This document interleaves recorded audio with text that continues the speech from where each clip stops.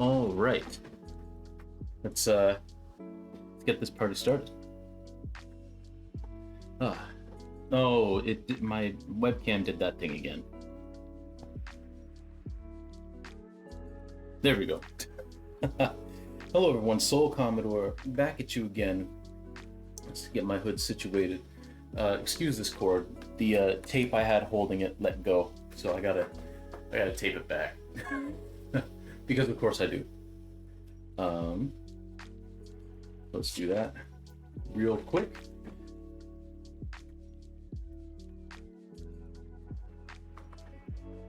It's not a very good tape job. Give it another one. But welcome on in. I hope you all are having a good day today, or at least an okay day. And if you're not, hopefully being in here will make your day even slightly better. Yeah, welcome on in. So today we're going to be doing some more sketching. We're sketching out another face, so we're going to be doing that, and then if time allows, we're actually going to start transferring this sketch onto our canvas. But let me just make sure that I have the link that I need for the camera itself.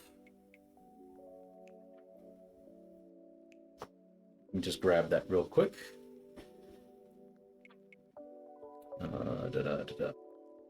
Why is this taking so long to load?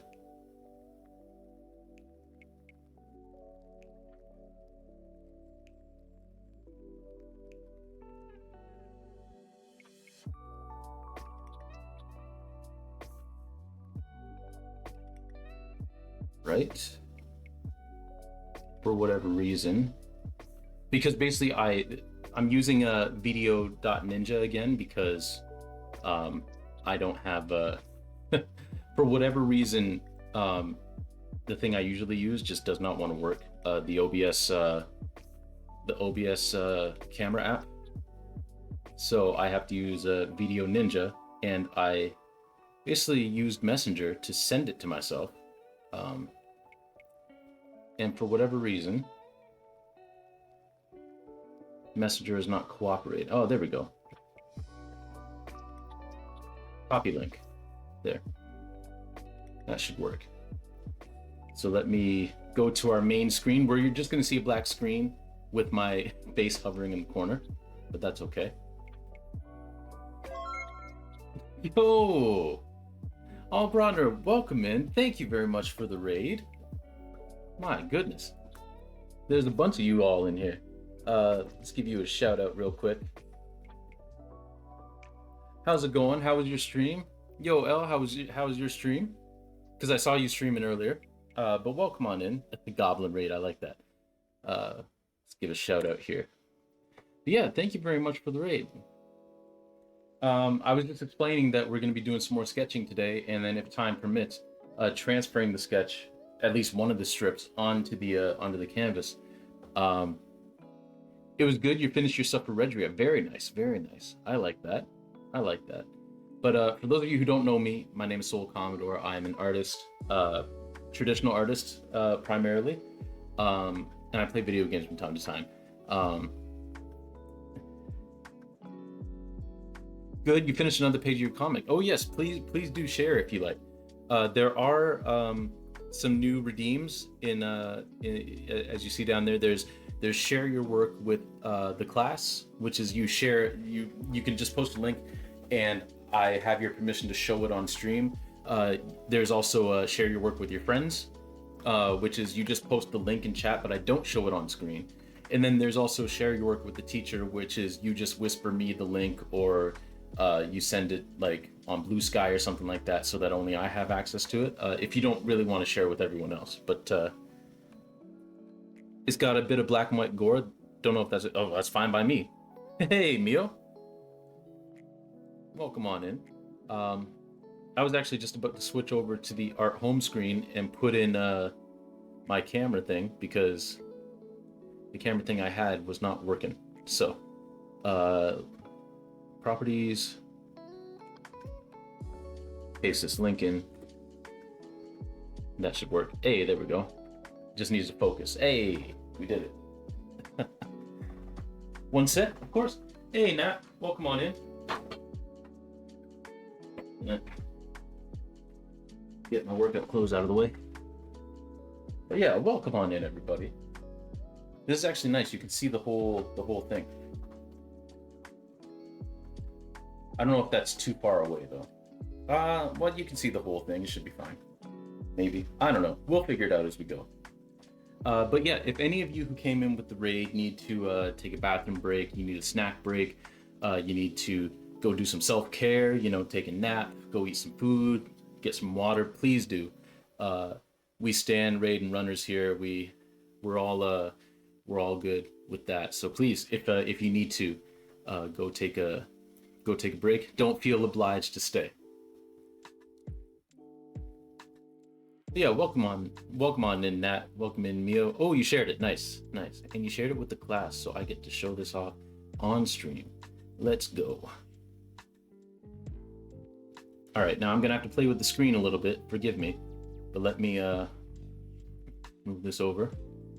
Oh, I didn't have to. Nice. It's centered.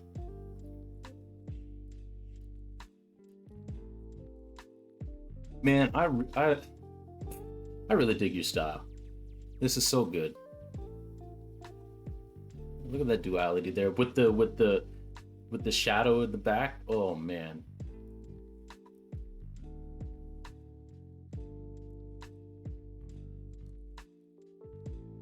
That's very cool. That's very cool. How many pages have you done so far? Wonderful work. Oh man, it's so good. So good. You gonna lurk while you put together some dinner?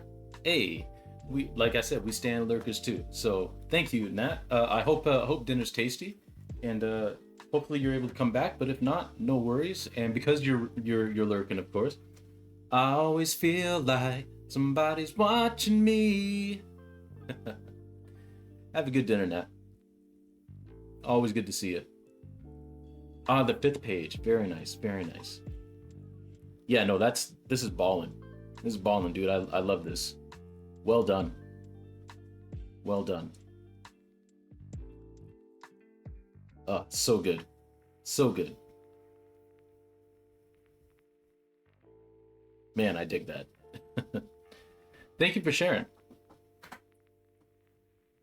All right, so we've got our grid here. You can't really see the grid lines, so maybe I do need to bring this closer. Forgive me, this is gonna probably get a little shaky, but not as shaky as I thought it'd be.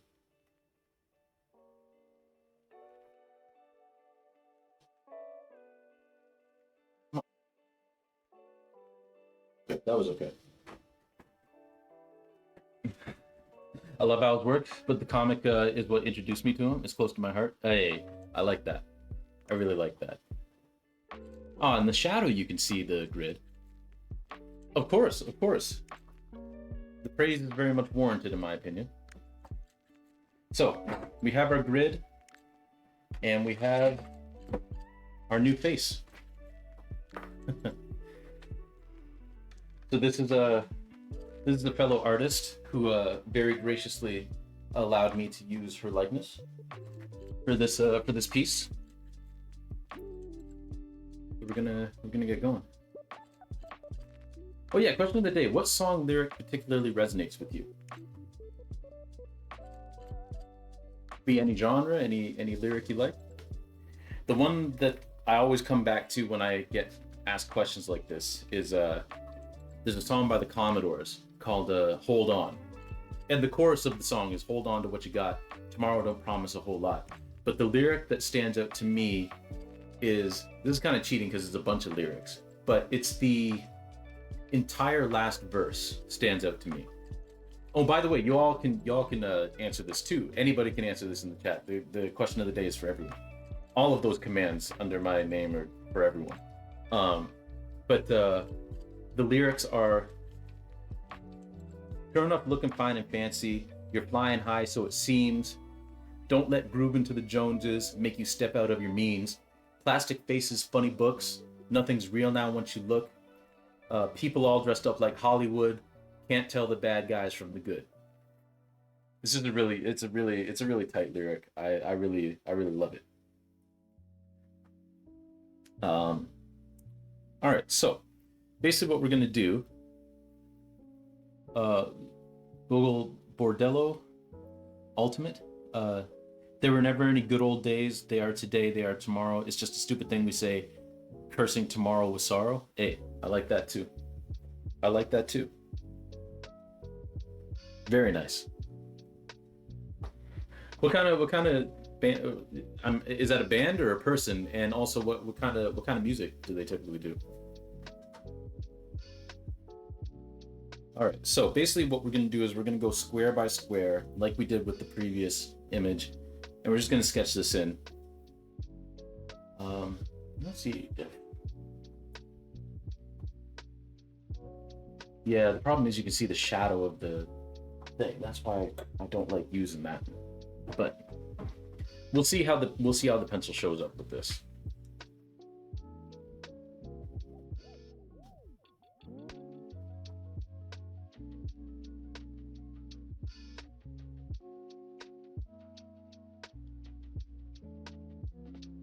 I don't know that that's showing up for you guys at all. Um, me try something else.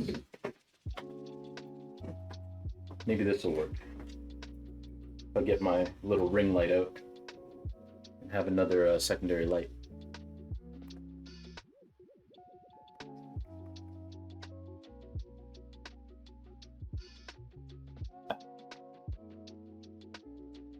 Where's my USB port?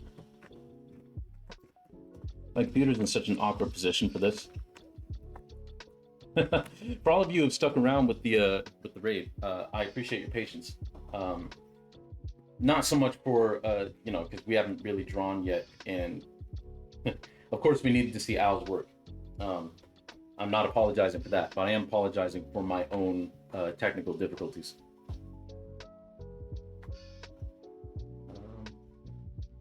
Let's see if we can stand it here and see how that works.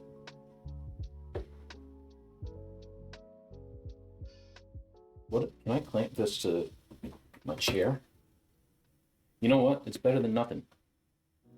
Let me just tone down the light a little bit. Okay, you're gonna get a little bit of my shadow, but at least you can see the pencil lines now. At least I hope you can see it. I don't know. What if I point it away? You see it a little better. Ah, well, they're a band, self-styled as gypsy punk. I think the album is from around 2006 or 2007. Very frantic kind of music, lots of different instruments, drums, bass, electric guitar, but also acoustic thrown in, accordion, and violin. Nice, nice. And you can see the pencil lines. Okay, okay, good, good, good. I'm glad. So basically, we're just kind of mapping out what we see on here, and then transferring it onto this bigger grid, which we will cut into 5 strips and put it on the painting. So let me stop lollygagging and actually start throwing down some art.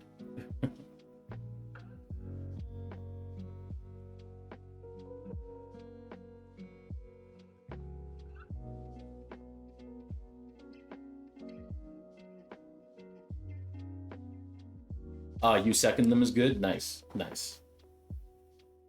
Very good.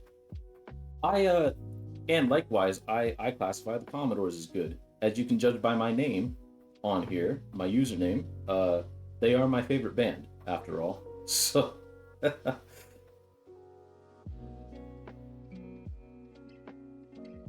I may be a little bit biased, but I think they're a good band. I think they get a bad rap because Lionel Richie gets a bad rap because of his solo career.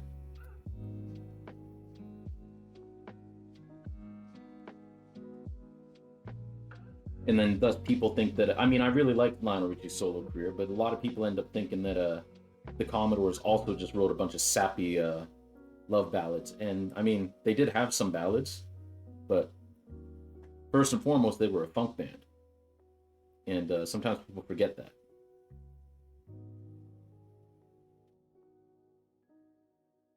Does Lionel Richie have a bad rap? Oh, what was that first thing? Fellow mechanical pencil enjoyer, very nice. Yeah, yeah. Yeah, it works. I have it laying around. Lionel Richie doesn't get a bad rap, but when he first split from the Commodores, of course his songs were big hits, but they were definitely like more poppy and watered down, and like Gage says, a little too easy listening. But I like his solo stuff. I like his solo stuff a lot. I don't like it nearly as much as I like the Commodores stuff, but um, and the reason that is because with the Commodores he wrote Three Times a Lady and Still, and he wrote um, Lady for which is another slow ballad. He wrote that for um what's his name? Kenny Rogers. So he wrote Endless Love for the movie Endless Love. So a lot of people have this idea that Lionel Richie only wrote sappy love ballads and that was it. And that's what the Commodores were. And then of course in his solo career he had Hello and You Are, and those are all great songs. But he kind of developed this reputation for being a balladeer, and that's all he was. But the Commodores did some like funk songs. Like they were a formidable band, and they kind of carried them, and Stevie Wonder kind of carried Motown through the 70s.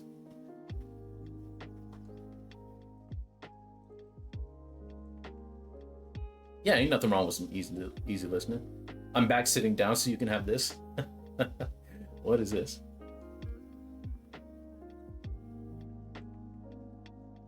Okay, yeah, let's take a look at this first. Look at this. Yo, this is all right. Let me show everyone else. I'm gonna have to move this screen, but look at that. You did a fantastic job adding Redred to all of these. Like, I understand being concerned about having to do it, but man, you did a fantastic job, Gage. The story behind Here, My Dear still cracks me up. Fair. I'm gonna have to check out some Commodore stuff then. Funk isn't something I listen to very often, but I don't think I'd have a bad time with funk. Yeah, no, funk is fun, and R&B is fun. Once we're done looking at Gage's stuff, I'll give you my top picks for like Commodore's funk to listen to. It wasn't too hard once I started. Just blocked out in shapes. Nice, nice. No, these are fantastic. Well done. I think my favorite is still this one with the Yoshi's Island backdrop. But yeah, fantastic, fantastic work. Got some Super Mario Brothers 3. We got some Super Mario World. I think this is like new Super Mario Brothers stuff. The credits. Oh, I just realized my mouse is over here. So the rules is Super Mario Brothers 3. Commands is Super Mario World. Credits, I'm pretty sure is like new Super Mario Brothers or something like that. That's what it looks like to me, at least. Games is Super Mario World 2.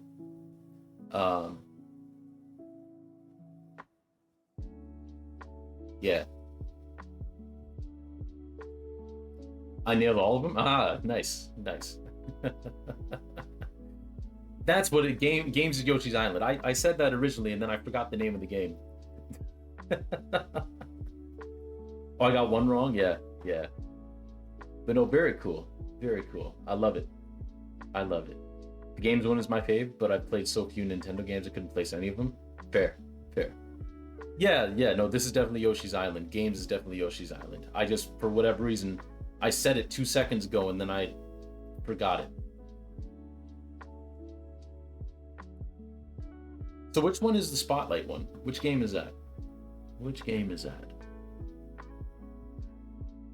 Soul is a Mario? I am a bit of a Mario nerd. I can't lie. But no, very well done, Gage. Not as big as Red? True, true. That is very true. No, those are great. Fantastic work. So Al, if you want to check out, so funk has its roots in soul, soul and R&B and blues. It was popularized by James Brown in the 1960s, and then a whole bunch of bands kind of took it on. The Fountain was a screen grab from one of the RPGs of the Papers. Ah, fair. Yeah. Now that you mentioned that, I see that. So the staples of funk music are usually like syncopated beats. You have your drums, bass, guitar. Bass is very important in funk music. There's a lot of genres of music where bass is kind of just there to like keep the tempo. Bass is really important in funk music. There's a lot of interplay between the drums and bass in funk music. Then you have guitars. You typically have some sort of keyboard, whether it's an organ or a piano or electric piano. Clavinet features very heavily in a lot of funk songs. It's sort of like it's seen as sort of like a harder, grittier, funkier R&B, if you will. Exactly, you got to slap it. And the Commodores played, as their career went on, they played more smooth R&B, but they definitely have a lot of like funk songs. And then also you have horns, but you didn't always have to have horns. And later on in the 70s, a lot of funk bands started adding strings to their music. But the Commodores' funkiest songs, first and foremost, you got to start out with their song "Hold On," because it's actually a medley of 3 songs that start off their album "Moving On," which is "Hold On," which goes into "Free," which goes into "Mary Mary," and that is extremely funky. And I'm pretty sure all 3 of those are available on like YouTube, so you can look them up. They've got an instrumental called "Machine Gun," which is extremely funky. They've got a song called "Slippery When Wet," which was their first like R&B, like big R&B hit that had lyrics, because "Machine Gun" was a minor R&B hit. I think they went to number 2 on the R&B charts with "Slippery When Wet." That's a funk song. That is a funk song. So that's definitely a staple.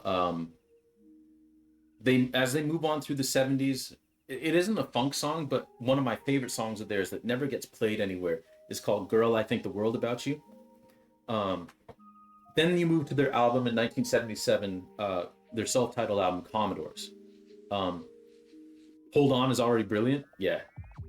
It's such a good song. Such a good song. Their keyboardist Mylan Williams with his clavinet playing is a tour de force on that entire album. So good. What was I saying? You move into 77 and their self-titled album, a lot of people talk about Brick House, because Brick House is like very, very funky, very gritty, very down to earth, very like, gut bucket groove. I don't think it's the best funk song on the album. The best funk song on that album. We're adding a whole music section to your Discord when we make it. I'm fine with that. The best funk song on the Commodore's self-titled album is a song called "Patch It Up," and it's such a good song. It would be my favorite song on the album if not for "Won't You Come Dance With Me," which is my favorite song, period.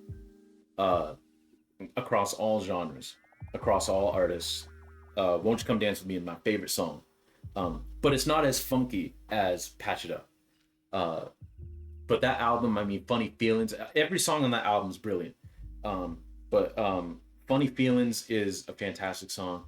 If you're looking for the Commodores, like their best ballads, "Easy," which is on that album, is probably their best ballad, in my opinion. "Easy" is a perfect song, in my humble opinion.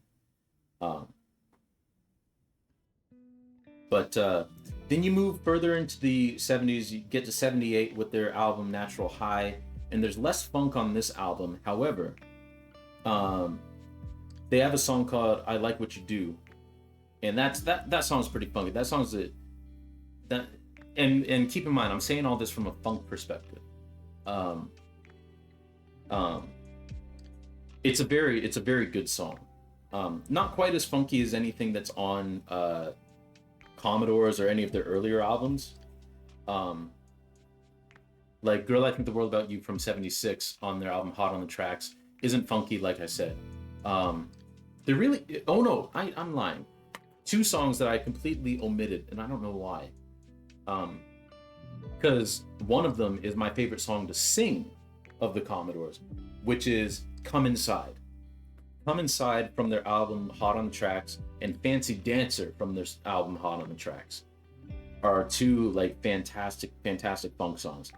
Um, and then I should just go album by album and say what the funkiest songs on those albums are, in my opinion, in terms of like bang for your buck. So you got their 74 debut Machine Gun. Machine Gun, I Feel Sanctified is very funky. And then there's other funk on the album, but it's all kind of second rate. Like it's good, but it's not as good as their later stuff. Caught in the Act, their sophomore album in 1975. You've got Wide Open, which opens the album. Slippery When Wet. And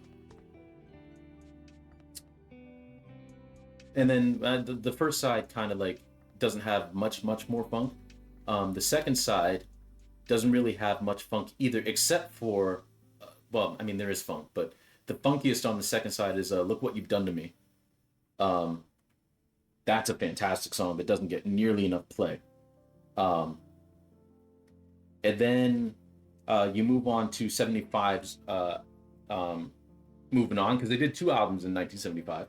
Moving On, of course, like I mentioned, Hold On, Free, Mary Mary. Give Me My Mule on the second side is pretty funky. And Time is kind of a funky ballad, which you don't hear very often.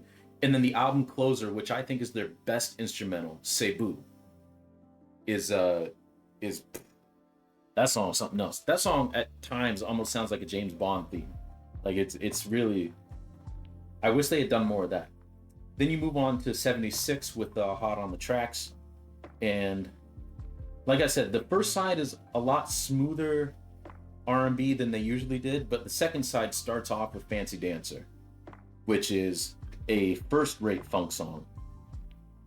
So you got Fancy Dancer, which goes into Come Inside, which is a great song. It's my favorite song of the Commodores to sing, is Come Inside. And then the rest of the album doesn't really, like, Thumpin' Music's kind of funky. Captain Quick Draw's funky, but it's not for everybody because it's a lot of talking. It's a song about CB radios, because the guy who wrote it, their keyboardist Mylon Williams, was crazy about CB. That's what she said. And then Can't Let You Tease Me is a good song, but it's not great, and it closes out the album. 77, the album opener, Squeeze the Fruit's pretty funky.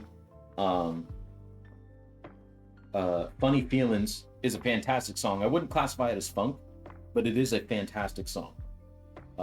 Definitely worth checking out. It's kind of fun. The next song, Heaven Knows, it has a very funky like chorus, but the rest of the song is very like smooth, like buttery smooth. Zoom isn't funky in the slightest, but it's one of my favorite songs. I did a music video for Zoom back when I was in high school. You can probably still find it on YouTube if you search Commodore's Zoom music video or tribute music video or something like that. Damn, I think that's my playlist sorted out for work tomorrow. Nice. And then you kick off side 2 with Won't You Come Dance With Me, which again is my favorite song of all time. Then you got Brick House, which Brick House is plenty funky. The follow-up song, what's it called?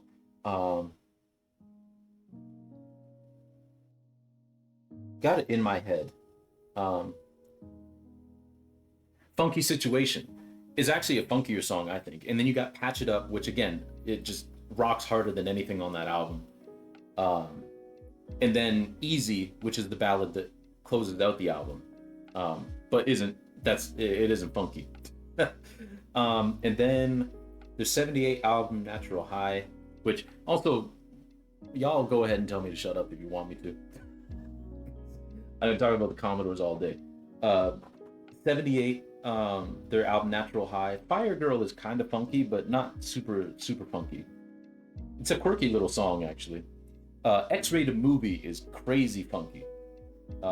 Again, written by Mylon Williams. It seems like Mylon Williams wrote their funkiest songs. Um, Flying High isn't funky at all, but it's a fun song. It's got like 3 different riffs in it. Um, it's a very odd song, but it's great. Um, and then you have Three Times a Lady, which is the furthest thing from funk that you could possibly get. Very nice song, like I like it, but it is not funk. um, and you'll notice like through their as their albums progress, they get less funky.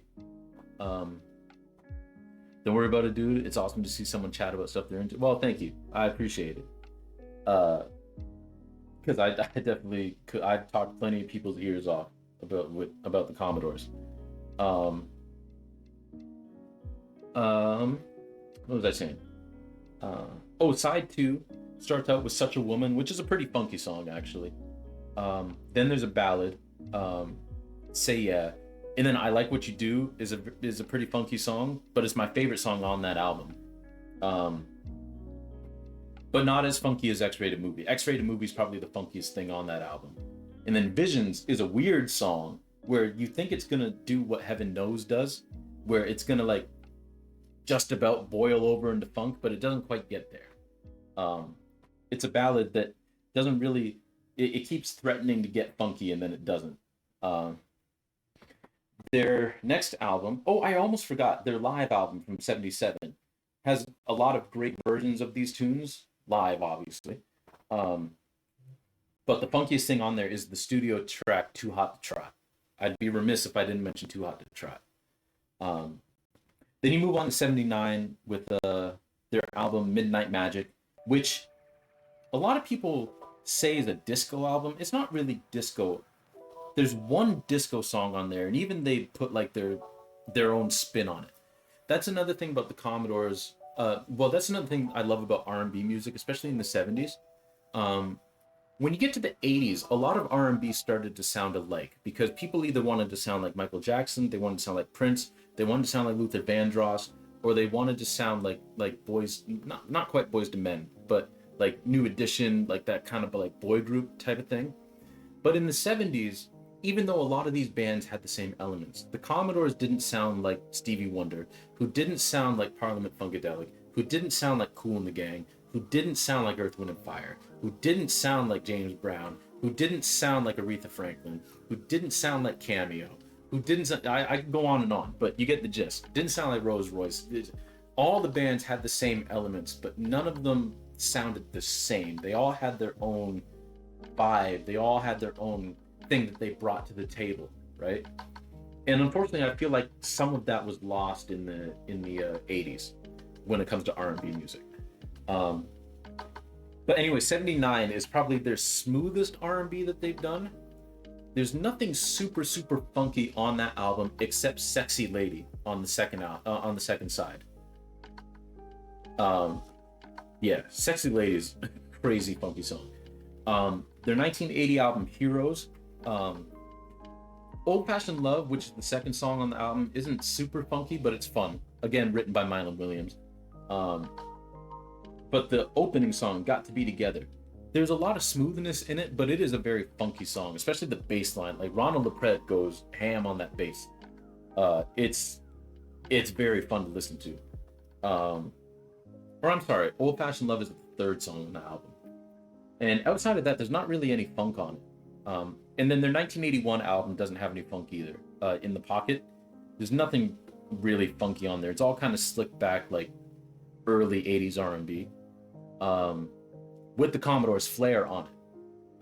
But yeah, it's the last album with back with a meatball sandwich. Hell yeah, nice. Welcome back, Nat. I'm just rambling about the Commodores and funk music, and what I think their best songs are in terms of funk on each of their albums.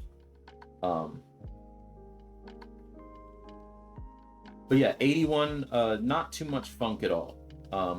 The funkiest that they get is a song called "Been Loving You" on the second side, which really isn't all that great shakes. Like, it's not a super great song. It's a good song. It's an alright song. It's a song.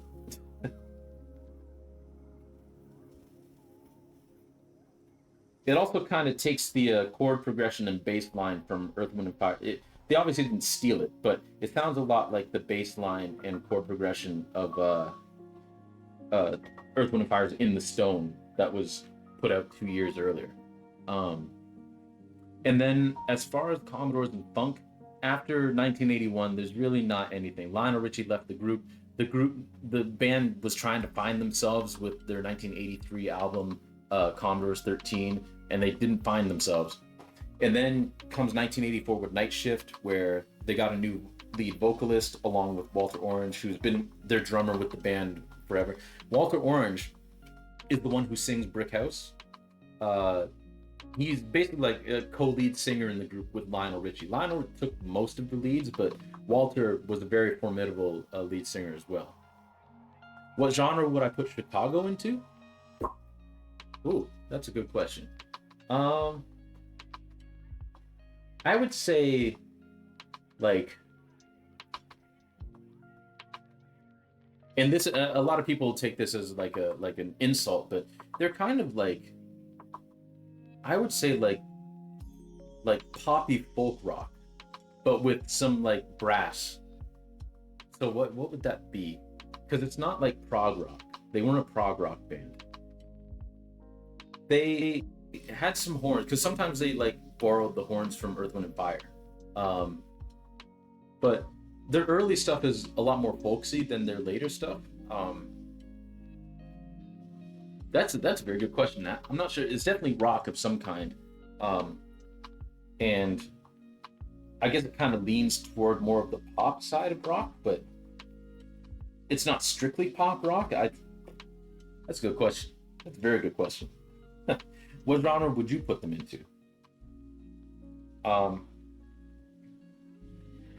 anyway, the big thing that happened with the Commodores in 1984 when they did or 1985 when they did Night Shift is Night Shift is a very nice song, very nice tribute to Marvin Gaye and Jackie Wilson, who both died in 1984. Um, but it doesn't sound like the Commodores, right? It doesn't sound like the Commodores, other than Walter Orange's voice, because he's been with the Commodores since the beginning. But the new lead, their new lead singer doesn't really. I mean, God bless him. We saw them live, and he puts on a great show. Um, but he has a nice voice, but it's not Lionel Richie's voice in terms of like meshing with Walter Orange's voice. And a lot of the songs were like just a lot of synth because it was 1985. A lot of synth, which is fine, but it's not the Commodores, right? And the Commodores were a self-contained band, which means like they wrote and produced everything, right? Now they had another producer, James Anthony Carmichael, but he was the only other producer on a lot of their stuff. And other than their early albums, the Commodores wrote every single thing, or people within their little group. Like they had a backing band, they had like a horn section that would tour with them called the Mean Machine. They wrote some songs. Gage. They wrote some songs. Shirley King, who's the wife of your dad's favorite band, and you've been sick of them since you were 3. Fair enough. You like all their popular songs? That's fair. That's fair. But like sometimes like their wives would contribute like song lyrics and all that kind of stuff, so they were credited as songwriters. Starting in 1983 with 13, like the Commodores weren't self-contained anymore. They had a lot of outside writers because the Motown was like, well, you need a hit. So for me, for my money, the Commodores after 1985 aren't really worth listening to in terms of albums. Valid. But anyway, I think the Commodore's funkiest song, because that's the question here. And Al, if you're still in here, or if anybody's still listening, the Commodore's funkiest song, for my money, for the bang for my buck, it's a tie between Hold On and Patch It Up. And just because of the bass line of Patch It Up, I have to give it to Patch It Up. Patch It Up has this like kind of walking bass line that just kind of permeates through the whole thing and just goes up and down and up and down through the whole thing, and it drives the whole song. And it's just that patched up isn't Patch It Up is a perfect song. Ugh. So if y'all have a chance to listen to Patch It Up. I love that Soul's so excited about music. He's drawn 3 lines. Yeah, this isn't an art stream anymore. This is me talking about music. This is a podcast now. I should go draw some more lines. All right. But yeah, that's my favorite band, Commodores. Heard them the first time when I heard Brick House and Muppets from Space, and was like, oh, that's kind of a cool song. I was like 6 or something, and then my dad got the Commodores Ultimate Collection on CD because he was like, huh, I haven't listened to them in ages. And I saw the album cover, and I was like, who are these people? Look so ridiculous because they had butterfly collars and big afros, and I was like, who is this? Who dresses like this? And the first song I heard, because again I was 12 and I was an idiot, was Machine Gun, and it's an instrumental, and I'm like, where are the words? This ain't a song. And I was just kind of like suffering through the album until Brick House came on, and I was like, oh wait, I like that song. Wait, this was them? And then I basically stole that CD from my dad, and he never got it back. And I played that album to death. By the time I was done with that album, every single song was skipping.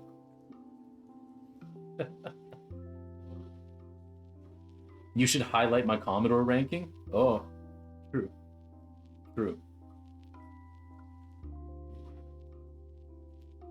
Now that's just in terms of their funk songs.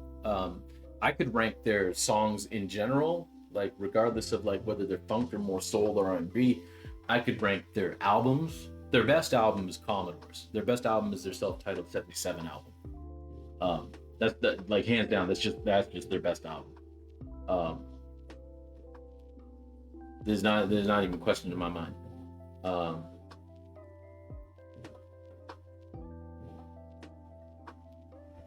And what else could I rank? I can rank the songwriters in the group. Because again, from my bang for my buck, I love each and every single one of Milo Williams' contributions to the band in terms of songwriting. I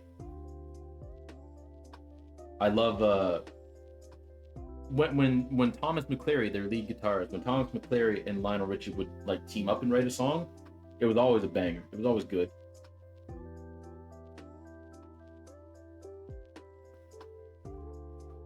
William King and Walter Orange didn't do many solo contributions songwriting wise to the band. Like theirs were a little more limited, but between the two, I would say that Walter Orange was probably the weakest songwriter in the band, and it's not like he was bad. I don't want anyone to think like I'm casting aspersions on his songwriting ability. I mean, he had a big hand in writing Brick House.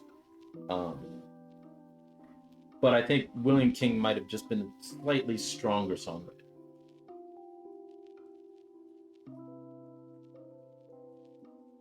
For my money, at least.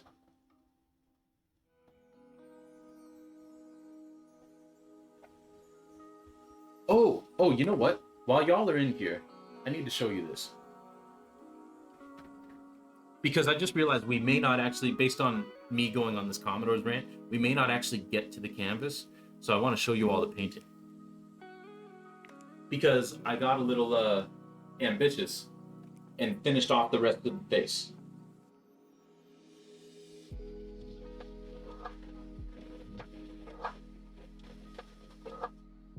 Okay, hold it steady, TJ, come on. So that's there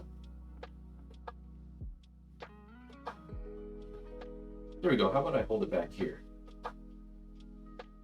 Yeah. So I got ambitious and finished the rest of the face. Hey, thanks, L. Thanks, Gage. I appreciate that. But yeah, I'm real stoked about how that turned out. And this face is gonna go in the blue sections on there. So yeah. All right, let me put y'all back.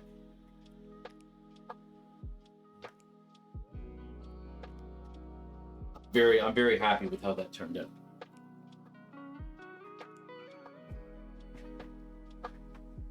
Um, oh, Nat, that's the question of the day that started my whole Commodore's diatribe.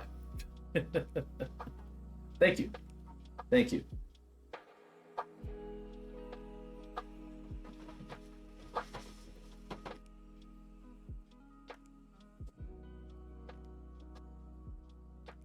feel like these lips need to be a little bit taller. Because where do they end? They end almost all the way up.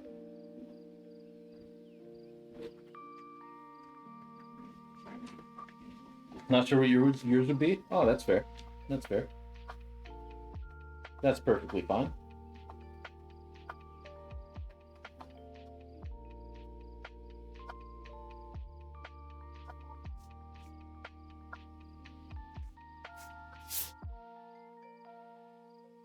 My two favorite songwriters throughout my adult life have been Stevie Wonder and Joni Mitchell.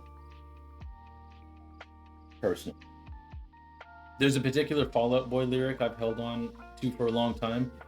They say the captain goes down with the ship, so when the world ends, will God go down with it? Ooh, that's a good line. That's a very good line.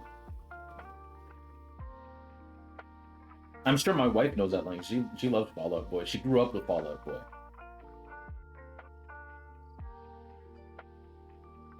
She actually went to go see Fall Out Boy not too long ago. I mean, it was in 2024, but still not that long ago. Um,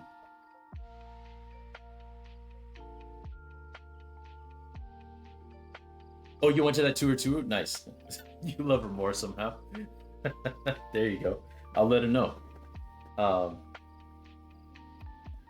but yeah, Stevie Wonder, Joni Mitchell, and Sufjan Stevens. I love Sufjan Stevens' songwriting, especially his songwriting on his album Carrie and Lowell, which was about the death of his mother and reminiscing on like his childhood and how she wasn't around all that much and he didn't really get it. It's all full of like just doubts and questioning and sorrow and loss and grief, and it's a fantastic album. Um, yeah, my favorite lyric from, because I talked about the Commodore's lyric that I love. My favorite, I don't know if it's my favorite Joni Mitchell lyric, but she's got a song by uh, it's a song about kind of like just being content with your unhappiness within a relationship because you're provided for. Um, but it has a very feminist message at the end of it because basically about a wife that isn't too happy with her husband, um, because he's always working and they're in like in a gated community and all that kind of stuff. It's called "The Hissing of Summer Lawns." Um, I mean, at one point in the song, like she chants darkness, so it's not a happy song, but there's a lyric toward the end where he sings, "He gave her his darkness to repent, and good reason to quit him. He gave her a room full of Chippendale that nobody sits in. Still, she stays with a love of some kind. It's the lady's choice, the hissing of summer lawns," which is just like, ooh, man, that's cutting and also very depressing, but also, you know, kind of uplifting. Like she's making the choice to stay with him because of the comfort that life leads. But man, oh man, it's something else. That whole song is great. That whole album is great. That album, called "The Hissing of Summer Lawns," has my favorite Joni Mitchell song on it, which is Shades of Scarlet Conquer. You know what's very interesting? A lot of people, when that album came out, because it's got a lot of like different musical influences, but the heaviest musical influence you can hear in it is a lot of like R&B tinged influence, right? And apparently white audiences kind of were like, what is Joni doing? Like this isn't a strong effort from her. Like this album's too weird and just kind of like, ugh, what is this? It really resonated well. Like black audiences loved that album. And I can see why. It draws a lot of influence from that from that particular genre of music, like black music. But not done in a way where it's like copying like um the it's not like she's like biting black music style. She's just using different stylings that are more common in black music and done really well. Almost like in a tribute kind of way. There's no gluten-free sticker on your dinner, so so you're hoping it doesn't poison. Well, I hope it doesn't poison you too. I moved around too much and my light fell. Hold on, everybody. Yeah.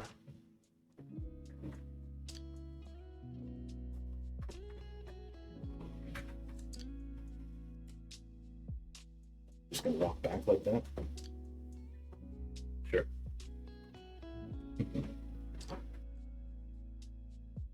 Yeah, Stevie Wonder and Joni Mitchell for me. Those are my faves in terms of songwriting. And Sufjan Stevens.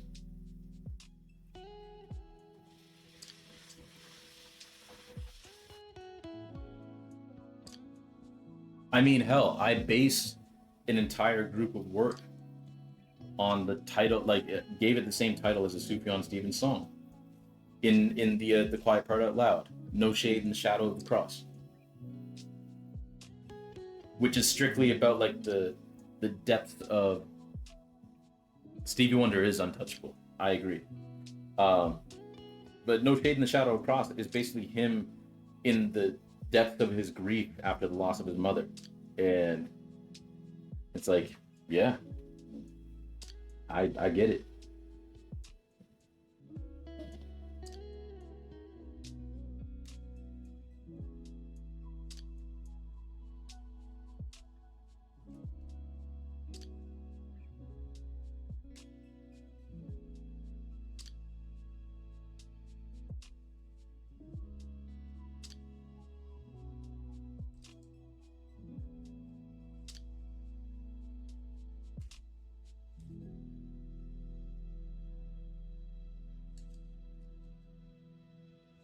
How does that look?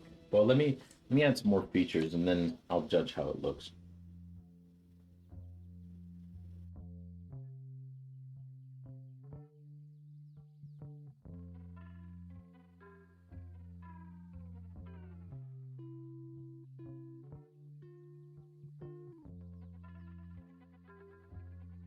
Kind of drawing in the shadow under the lip.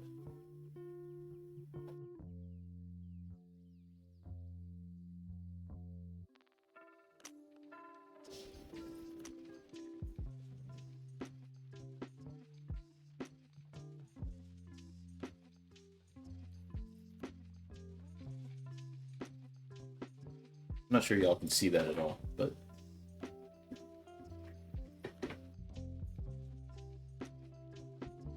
I don't know.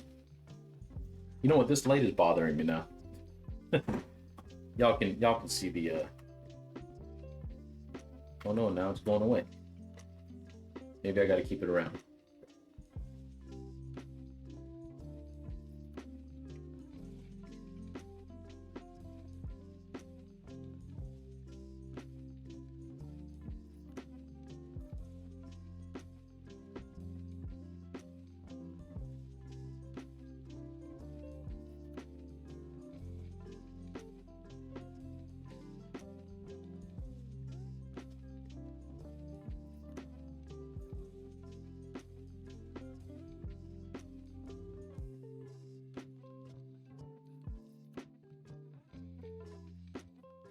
This is one of those things where I knew this was going to be one of the harder faces to draw.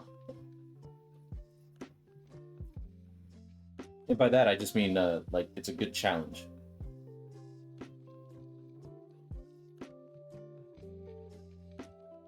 Yeah, I don't like how... I do need the light.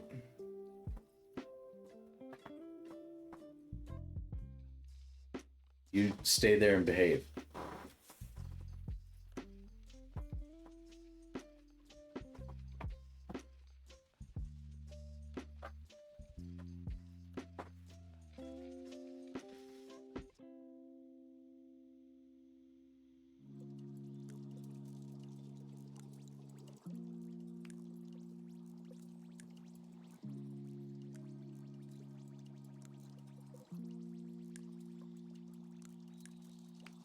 Just before the halfway point of that box. Yeah.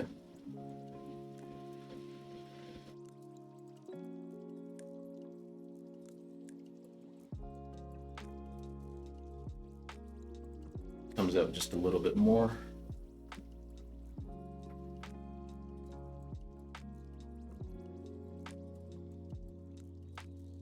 Joni Mitchell on that album has another song called The Boho Dance, which is all about the conflict between being seen as a sellout but enjoying the music that you're doing instead of being like bohemian with it. Because basically it's a song about a conflict between her and this person who is all about remaining underground and while she's got more of like a...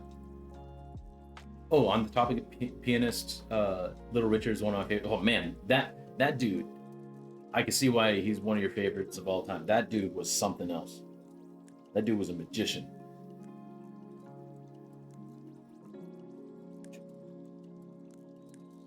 But yeah, the boho dance is about how like her sensibilities within music kind of clashed with it, because she had a couple of hits and then was seen as like kind of mainstream, and too mainstream for this antagonist in this song, if you will. And she's got a line that says, "And you were in the parking lot, subterranean by your own design, the virtue of your style inscribed on your contempt for mine," which is like that is a bar. That is a bar, Joni. Speaking of bars, I can't believe it. I'm talking about songwriters here. Kendrick Lamar. Kendrick Lamar, in terms of like current songwriters that I like, that are my favorites, Sufjan Stevens and Kendrick Lamar. Like, I can't believe I forgot to mention that dude.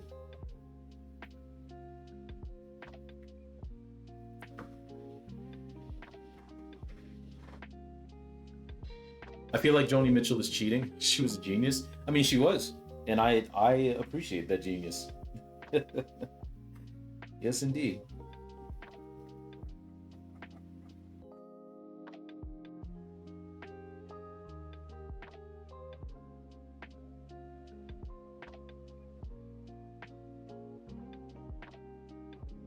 And then, of course, not saying that I listen to this band a lot, but I remember reading on Reddit this one thread about like what are y'all's favorite like lines in music and all that kind of stuff. And then someone brought up the Mountain Goats No Children, which I've never heard of the Mountain Goats before. I don't know anything about them, but in this song, it's basically a song about this divorce that this person went through and his contempt for his ex and all that kind of stuff. And the title No Children seems like it's an allusion to the fact that he's glad that they didn't have any children. Oh, your divorce theme song. Which I could be completely wrong with that titling, but I just love the line going into the first chorus, which the chorus is very short. Because I'll say the chorus after the line, but he basically sings, "In my life, I hope I lie and tell everyone you were a good wife. And I hope you die. I hope we both die. Which is like, Jesus, man. uh, Tell us how you really feel. Yeah, there it is. There it is, Gage.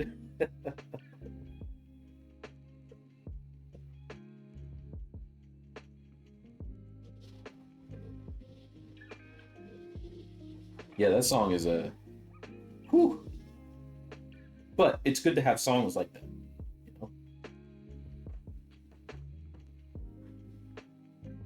you have to have songs that like speak to the inner workings of like how someone feels sometimes. You know, um, like I felt the same kind of like whew, again bringing it back to Kendrick in his diss track, one of the diss tracks to Drake, the oh, it's a reference to a quickie divorce. If you don't have kids, you can split up faster and easier and most it. Fair enough. That makes sense. That makes sense. Yeah, that makes a lot of sense. But hearing that chorus in that song was along the same lines as the first time that I heard Meet the Grams, and Kendrick is talking about all these allegations about um, Drake being a very creepy person who keeps creepy people around him, and that's putting it lightly. Um, and Kendrick basically says, "Fuck a rap battle. He should die so all of these women can live with a purpose." And it's like, oh, okay. I did not see that coming.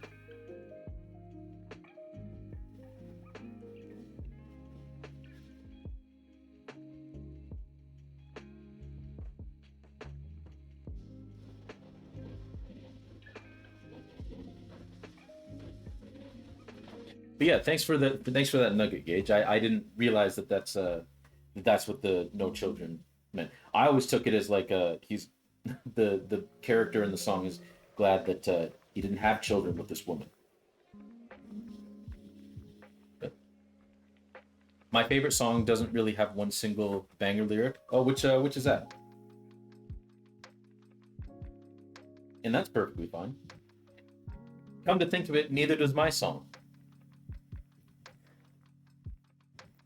My song, I just it's not exactly what Lionel Richie and company meant when they wrote like I'll play the music, won't you come dance with me? But it's kind of how I conduct my life. At least it's how I like to think I conduct my life.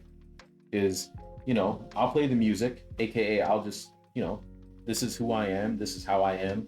Uh, won't you come along and dance with me? You know, placebos protect me from what I want. It's a waltz. Oh, nice, nice.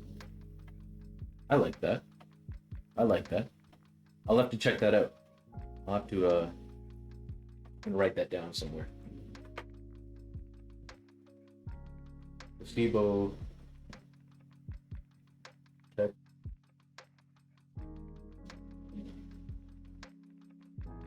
from what I want. Nice.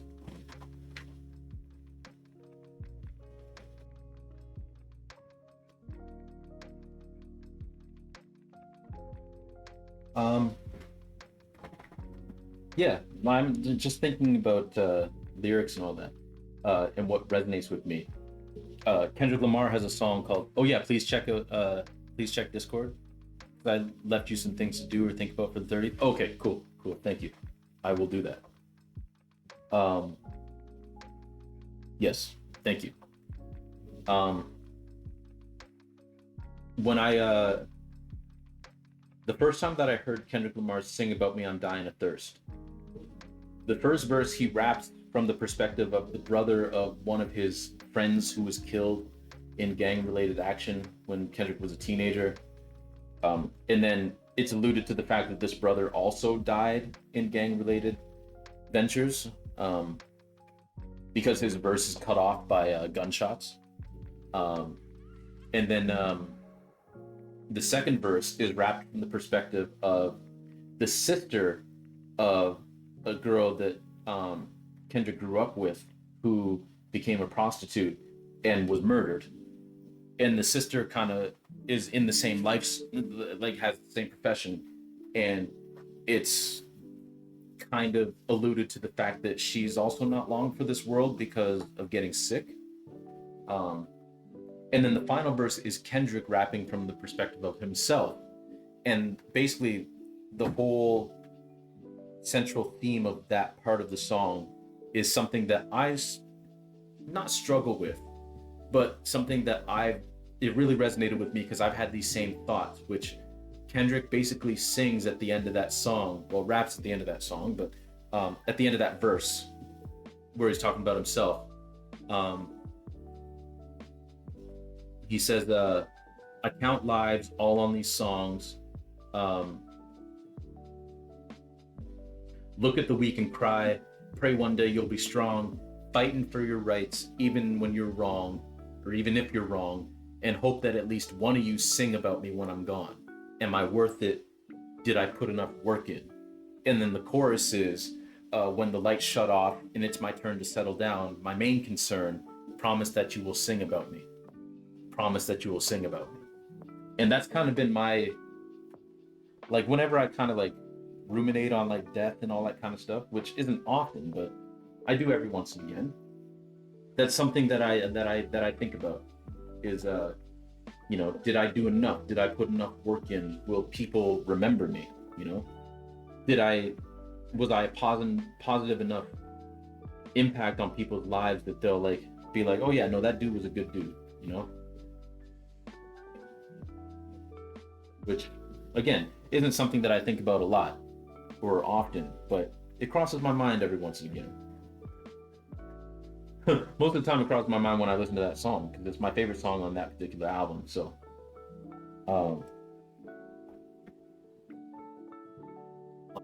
Kid Mad City album.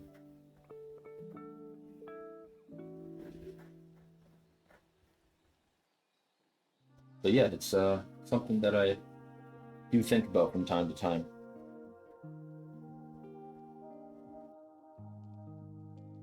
Just hoping that I did enough, that I put enough good into this world, for the people around me. It not even so much that they remember me fondly, but just so that like so I didn't make their life harder.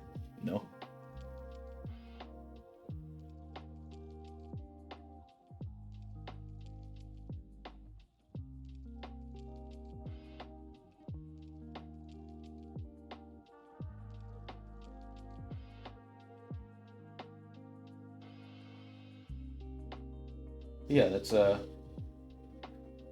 something that, again, I wouldn't say that I struggle with, but I think about quite a bit.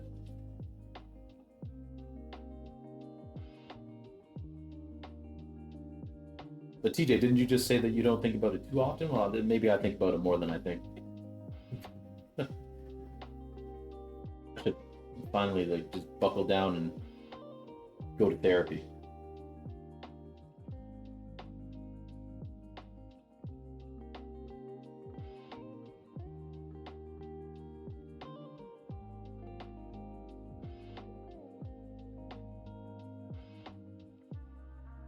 All right, so let's try to tackle these nostrils.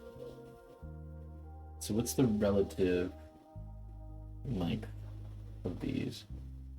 I think here.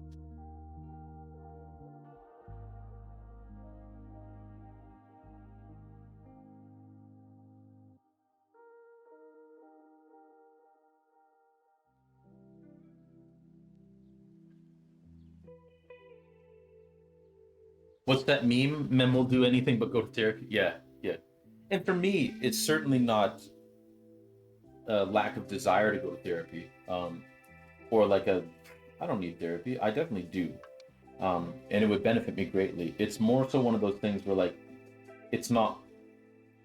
I sometimes have a brain where like I have to think about something intentionally, constantly, in order to like remember to do it. Um, it's one of those things where like therapy will like cross my mind. And it's like, oh yeah, I should go do that, and then I don't, right? Because it's not fresh in my mind. Um,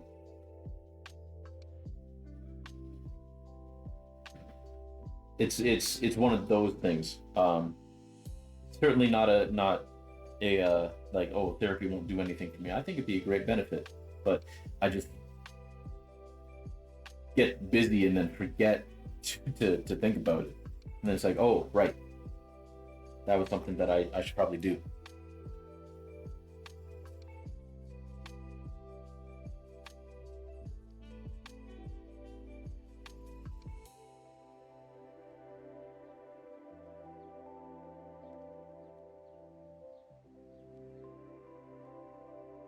I think part of it too is oh,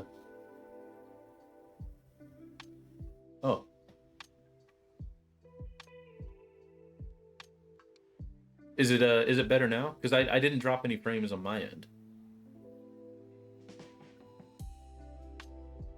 Huh.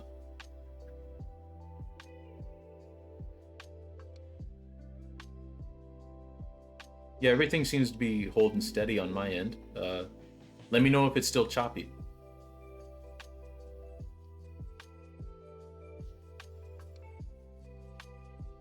Hmm.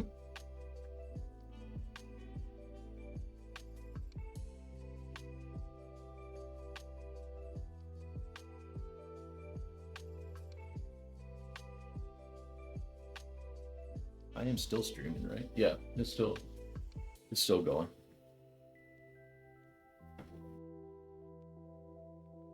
Huh, weird. Yeah, let me know if it's still doing it. That's something I'll have to look into.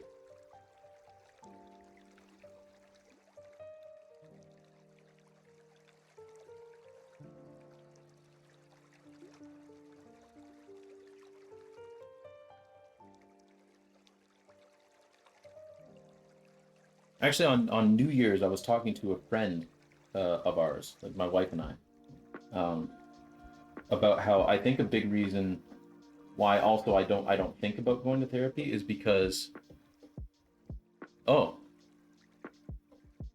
that's weird. Because yeah, everything's good on this end.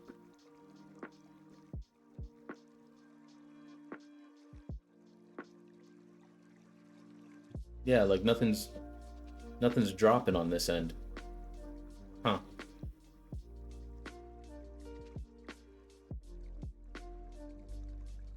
That's okay. Well, I mean, the sound isn't going through the phone anyway.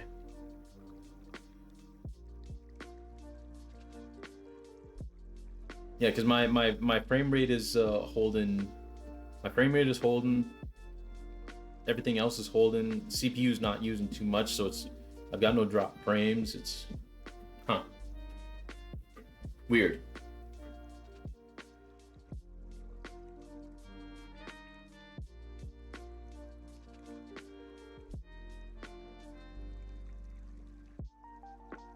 It, like maybe too far from the mic. Maybe that's it. That could be it. Unless the mic's just not like picking up everything I'm saying, but it looks like it is. But hmm.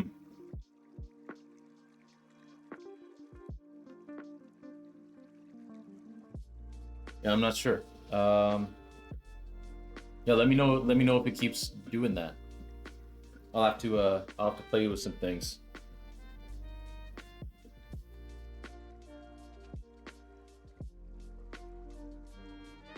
Um, yeah, New Year's. I was talking with a friend about how I think a big reason why also like I haven't thought as often about going to therapy is because I have an outlet with my art.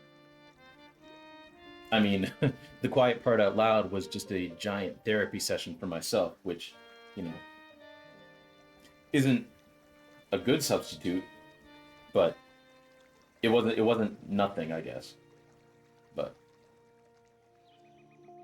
I could definitely benefit from going to some therapy.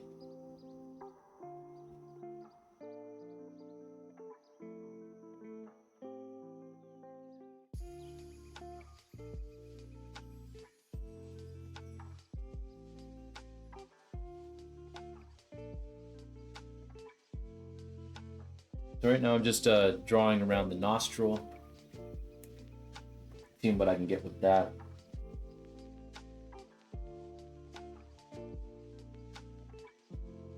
But I think that'll be one of my goals for 2025 is to find a therapist and actually take advantage of the fact that I have benefits that allow for me to go to therapy.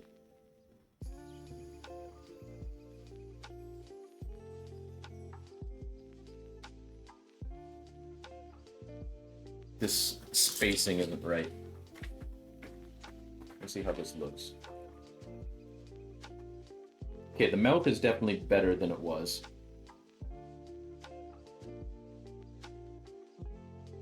I would say that the other edge of the nostril has to go here.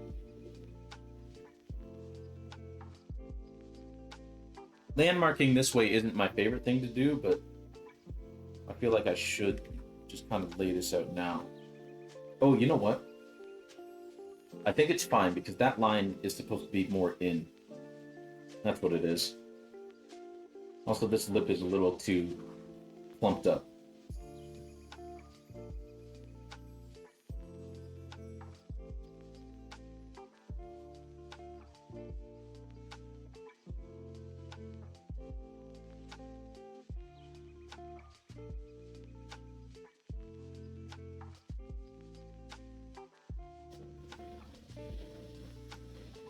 Yeah. Part of the phylum has to come up this way. There, that's better. That's better. Yeah, that makes more sense. All right. I'm just going to keep it this way for a minute.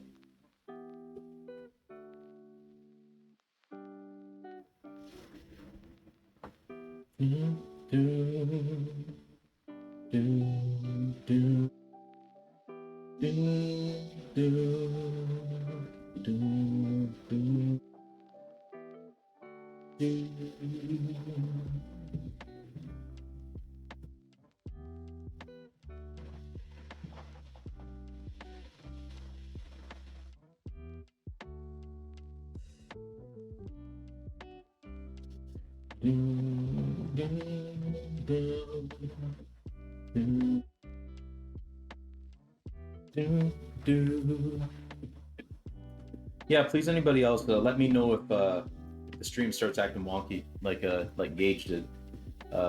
Please feel free to let me know. I don't know if there's much I can do in real time, but I can try.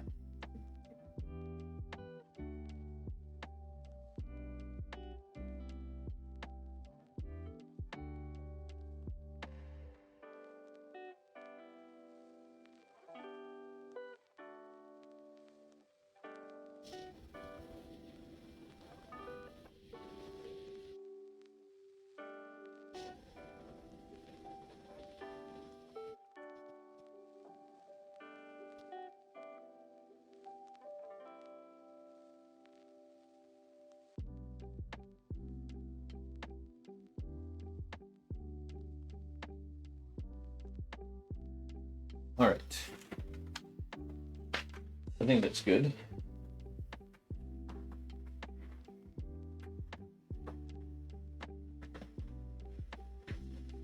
Where's that nose end? Right about here, I guess. Like it continues up, but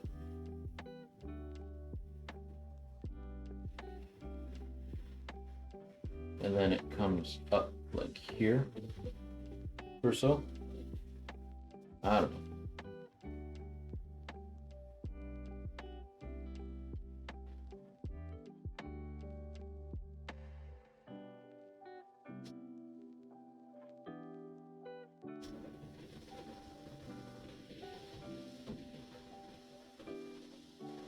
Ooh.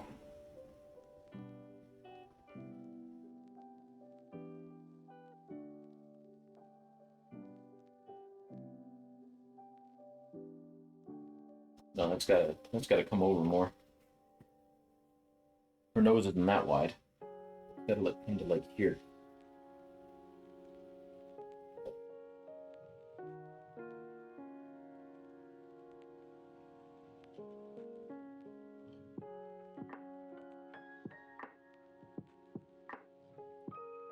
Yeah. There we go.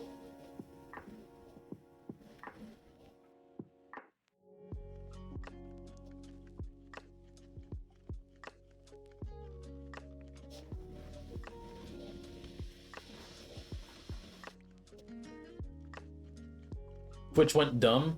It was Twitch. I think I'm back now. Ah, it was Twitch. Fair. Fair. Damn it, Twitch. Well, welcome back, Gage.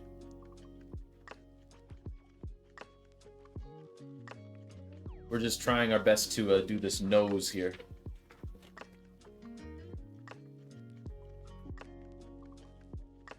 So I think went okay. But now for the eyes, if there's one part of the body that I always try to do upside down, it's the eyes. I feel like if there's any part of the body that my brain tries to pretend that it knows what it looks like the most, it's eyes. So I try to mitigate that by turning the image that I'm working from upside down. That way that the eyes basically just stay shapes. Even more so than if I had it like sideways, or definitely more than this way.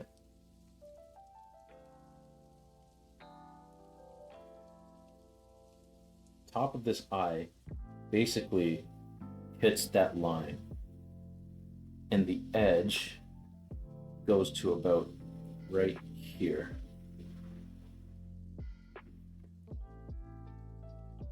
In terms of depth,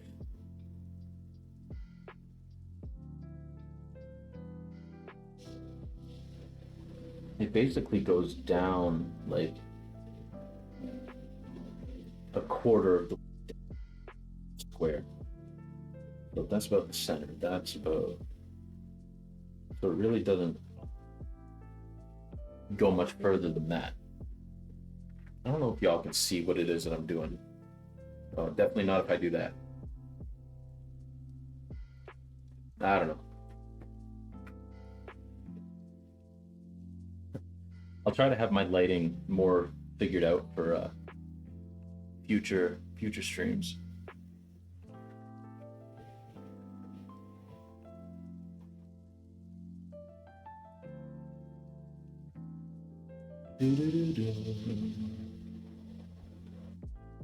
It's here. Yeah.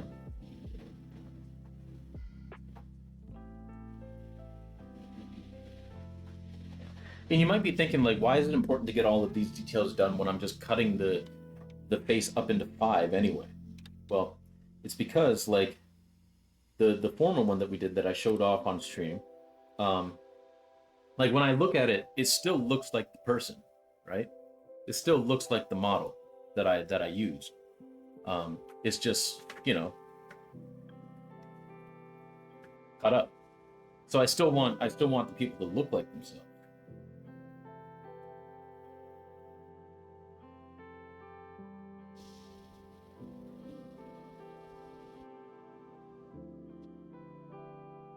That's still important to me.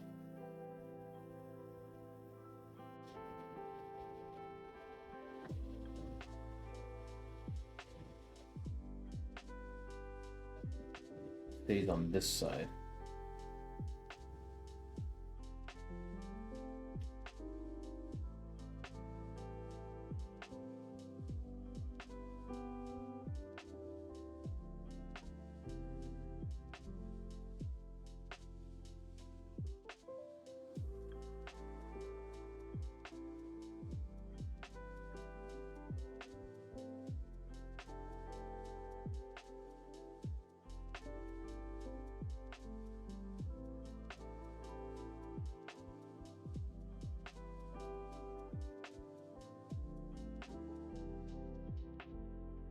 Now, I was talking to Nat the other day when we were doing some more art, that I don't find eyes daunting to do. I don't find them hard to do. I just find that if I kind of let my brain go, my brain kind of knows what an eye looks like, and it looks like an eye, but it doesn't particularly look like that particular person's eye. So that's how I have to mitigate it. At least with my brain, that's how I have to do it. kind of get around that.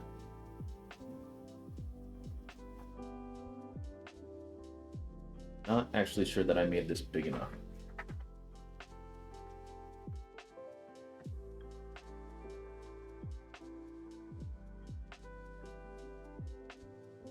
I do.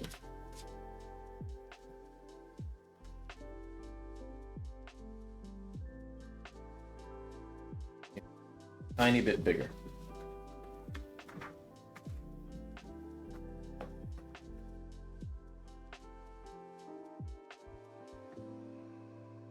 So first things first, which I should have done from the get-go, is there any part of this eye, like a landmark in this eye, that is like at the center of the box?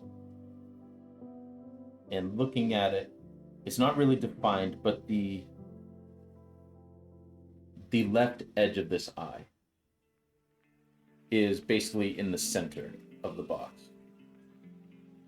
which is about where I had it. So maybe I was okay. I don't know. Either way, we're doing the eye again.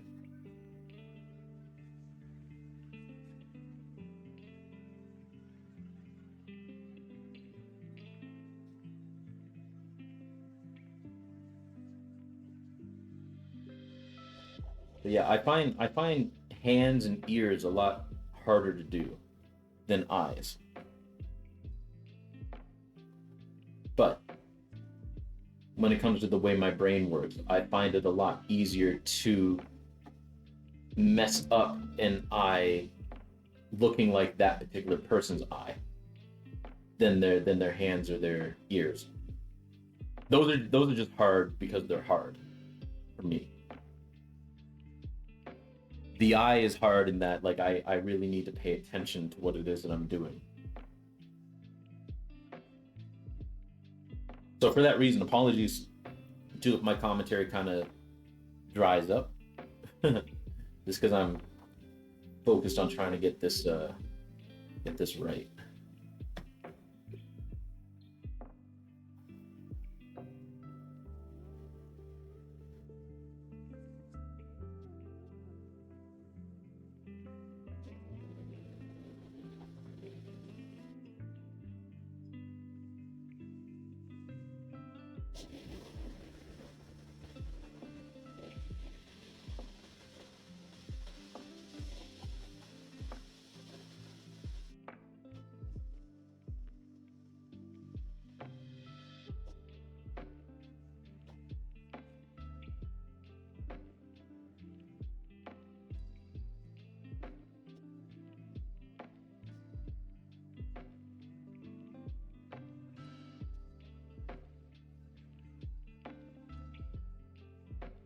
It's doing the second eye that I tend to mess up on.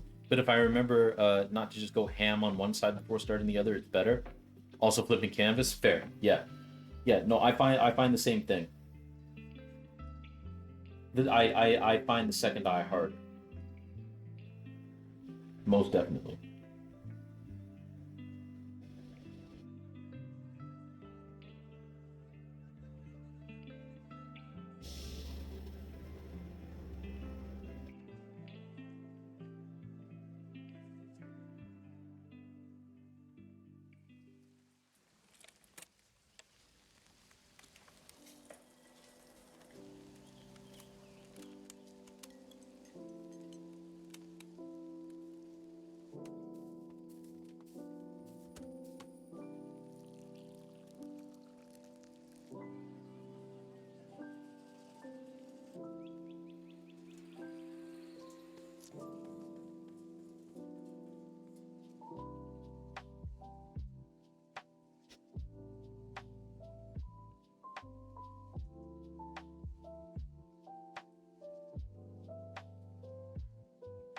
This is going to be a challenge to paint, which I'm looking forward to. It's going to be fun. Be fun trying something that I've never really done before. Try to paint a photorealistic eye. At least I've never tried that as an adult, really. I did try it when I was in high school, with mixed success. Back when I hated paint.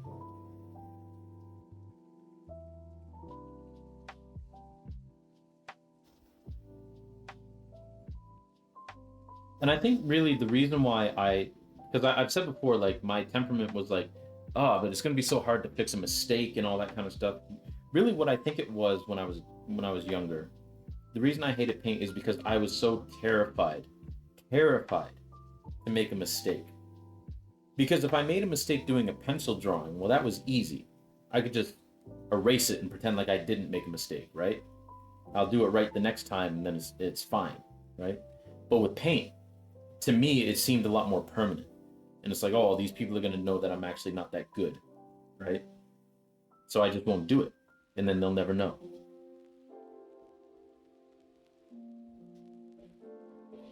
Which I wish I knew what it was that flipped in my brain where now like I relish mistakes with my art. I really do relish making mistakes now. It's a lot of fun.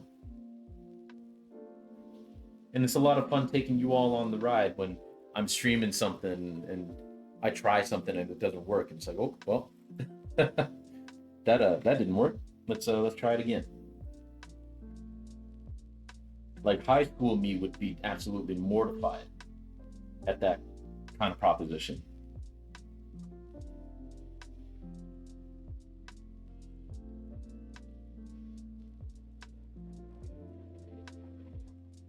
Yeah, somewhere along the line, I changed my mind on that whole thing. I'm glad I did.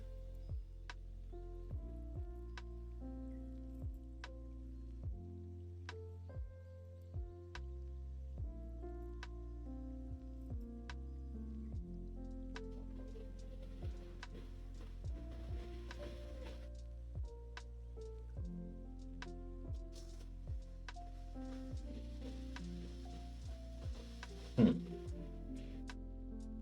How is that all the way over there? Because those lines are supposed to match up with the nose. How how do we get all the way over there? Shadow on the nose, which would extend it out this way a bit more.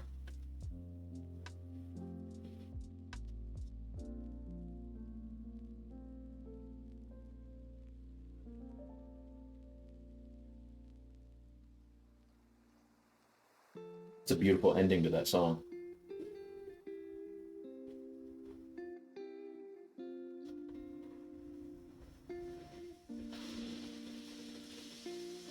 Oh, I see. I see. I didn't go out far enough. That's that's what the issue was. So if I go there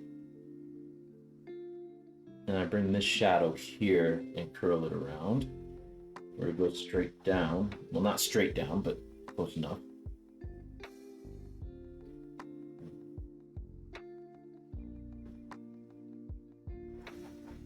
I still feel like I'm light years away.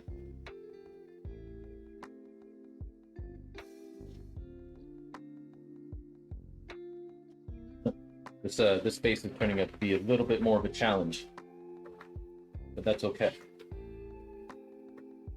I wasn't afraid of paint because you can cover paint with paint. I was afraid of pen. Ooh, that's fair. That's fair. That's very valid.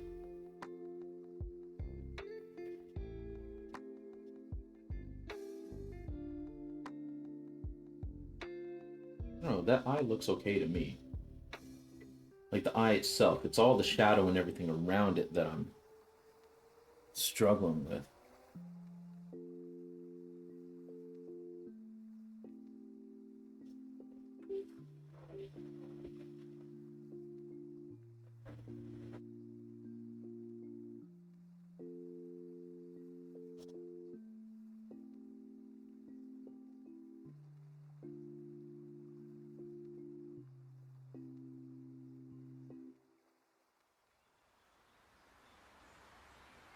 Maybe just the edge of this eye just comes in more. Maybe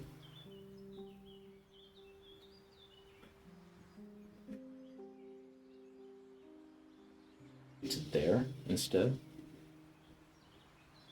Find out.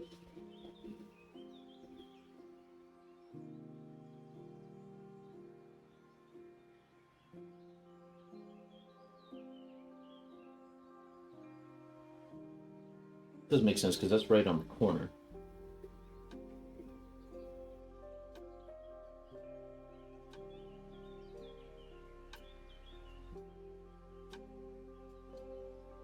It's this line, like it's at the same height.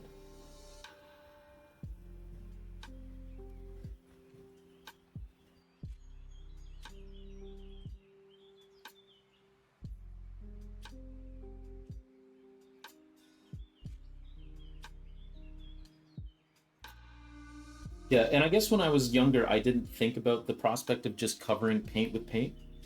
Um, for whatever reason, I thought it was much more permanent than that, and that's what really freaked me out about the prospect of painting.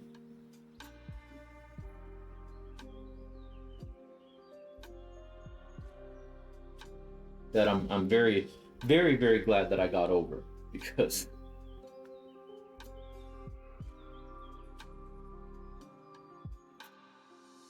otherwise I wouldn't have all the works that I do that I'm quite fond of.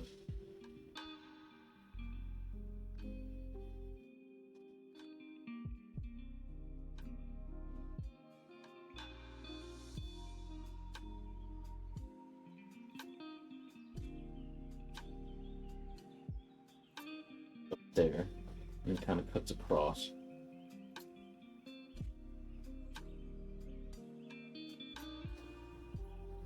And I guess that connects there. Yeah, okay, that's all right.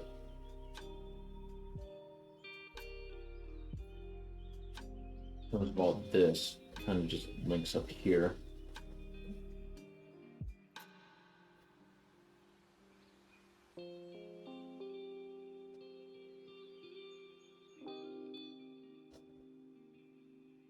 That's better. I guess for this particular part, I had to actually look at the piece. I had to look at the face head on for this particular part.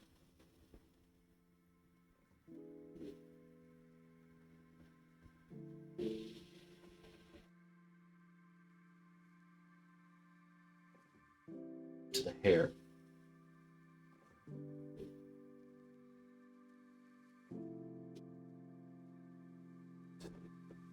Let's try and do this eyebrow, and then I think we might call it a stream there.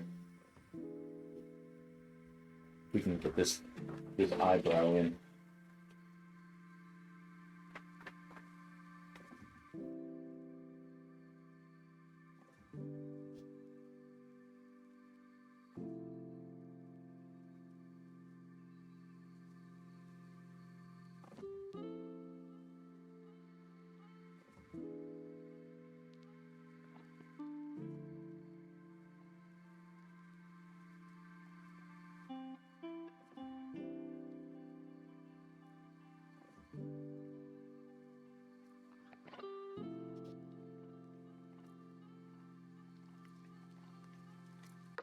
Curves up more.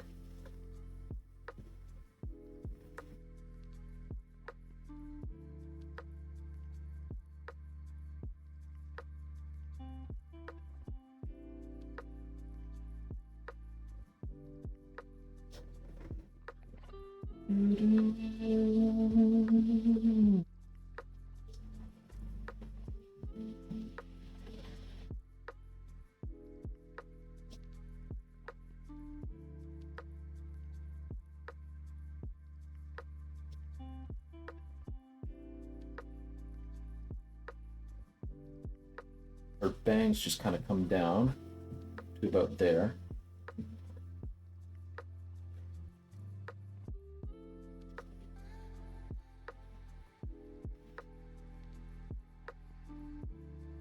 Meets up here.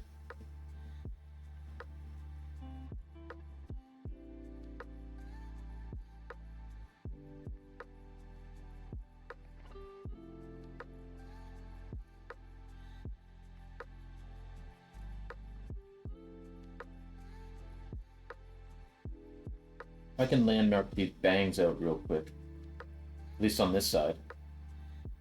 And that'll be a good starting point for the next time we're working on this. Well, actually, for this, I might finish this sketch off stream so that I can start putting it on the canvas. Because I'm really jazzed about this project, and I every single time, like I can't wait to get back to it. Which that doesn't happen with every project, you know.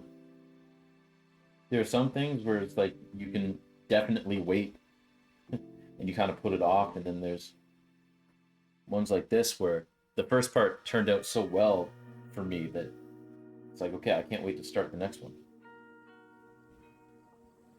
Which definitely does not happen every single time. Most definitely not.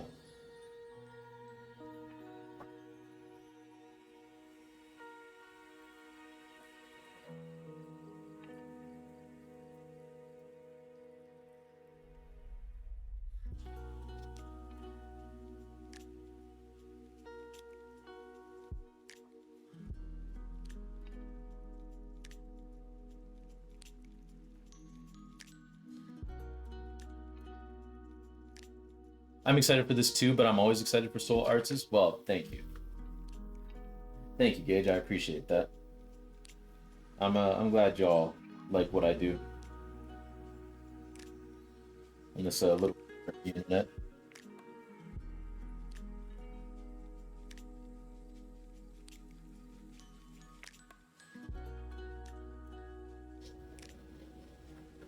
Okay. I'm not going to mess with that too much more, but I am going to turn this around and see. As long as everything's proportional, like I'm pretty okay with it.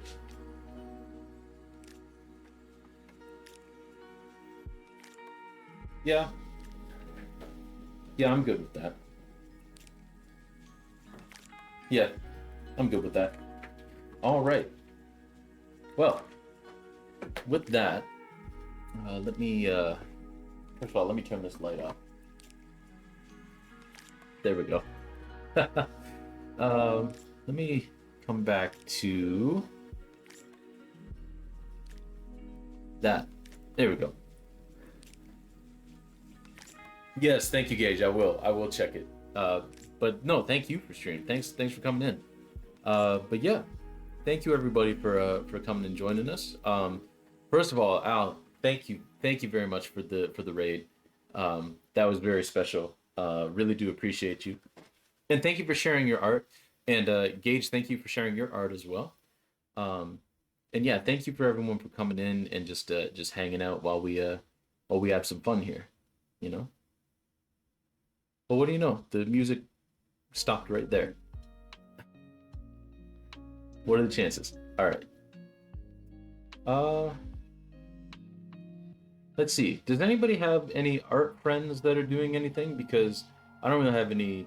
I don't really have anybody on. Really. Yeah.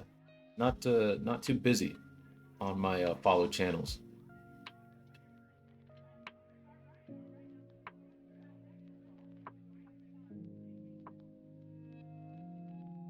And if no one does, then I think I don't know. I think we might just end it because I want to go for a walk with my wife. Because I honestly haven't seen her too much today, unfortunately.